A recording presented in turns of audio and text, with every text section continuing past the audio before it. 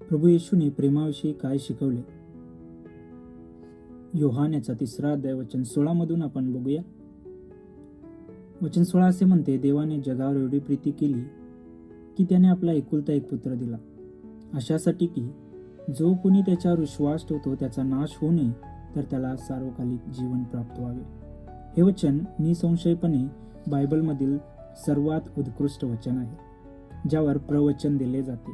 सुमारे 2000 वर्षापूर्वी प्रभू येशू ख्रिस्ताने निकेदम नावाच्या एका यहुदी शिक्षकाला उच्चारलेले हे वचन सुवार्तेचा संदेश स्पष्ट करण्यासाठी मोठ्या प्रमाणावर वापरले गेले आहे. जेव्हा आपण हे वचन वाचतो तेव्हा एक शब्द प्रकर्षाने जाणवतो, तो म्हणजे प्रेम. यावरून हे दिसून येते की देवाची कृत्ये ही स्वार्थी किंवा लहरी स्वभावाची नसून ती खऱ्या अर्थाने प्रेरणेने प्रेरित आहेत. तर या वचनाकडे पाहताना आपण विचारू शकतो की प्रभू येशूने प्रेमाविषयी काय शिकवले. तर याबद्दल आपण 3 मुद्दे बघणार आहोत.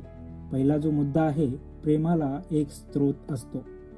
देवाविषयी अशा अनेक गोष्टी आहेत ज्या आपल्या आकलन पलीकडच्या आहेत, पण प्रभू येशू तिथून सुरुवात करत नाही. उलट तो अशा गोष्टीने सुरुवात करतो की बहुतेक लोकांना काही प्रमाणात समजू शकते. प्रेम, तो केवळ प्रेम या शब्दाने वचनाची सुरुवात करत नाही, तो आपल्याला थेट प्रेमाचा मूळ स्रोताकडे म्हणजेच स्वतः देवाकडे घेऊन जातो.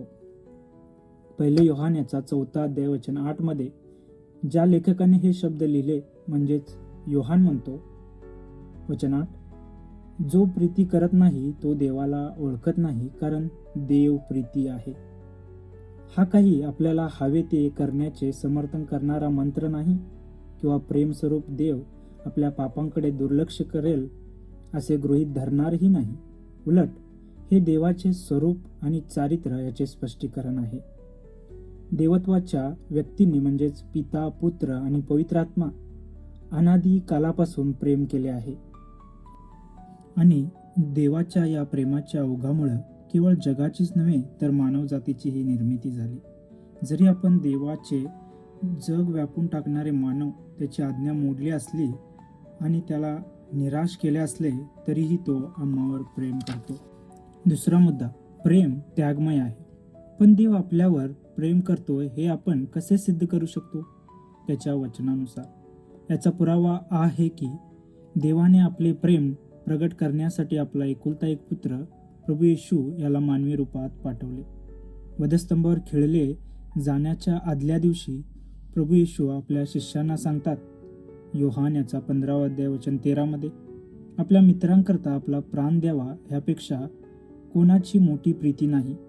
ते कोणाबद्दल बोलत आहेत याबद्दल आपल्याला आश्चर्य वाटू नये म्हणून ते पुढच्याच वचनात आपल्या शिष्यांना सांगतात, तुम्ही माझे मित्र आहात. प्रभू येशूची इच्छा आहे की त्यांच्या अनुयायांनी हे समजावे की प्रेमाचे सर्वात मोठे प्रदर्शन म्हणजे स्वतःला समर्पित करणे, विशेषतः जेव्हा ते कोणत्याही मोबदल्याची अपेक्षिता न करता केले जाते. जेव्हा प्रेषित पौल रोमकरास पत्रात या संदेशाचा सारांश सांगतात की ते म्हणतात, परंतु आपण पापी असतानाच ख्रिस्त आमच्यासाठी मरण पावला. यावरून देवाने आपल्यावरील आपले प्रेम प्रगट केले आहे. रोम याचा 5 अध्याय वचन 8, ख्रिस्ती लोक देवाच्या प्रेमावर अवलंबून राहू शकतात हे पाहून तो देवाचा उल्लेख असा करतो. रोमकरास पत्र याचा 8 अध्याय वचन 32, ज्याने आपल्या स्वतःच्या पुत्रास राखून न ठेवता त्याला आपल्या सर्वांकरता समर्पण केले, तो त्याच्याबरोबर आपल्याला सर्व काही कसे देणार नाही? तिसरा मुद्दा, प्रेम आपल्याला पापातून वाचवू शकते.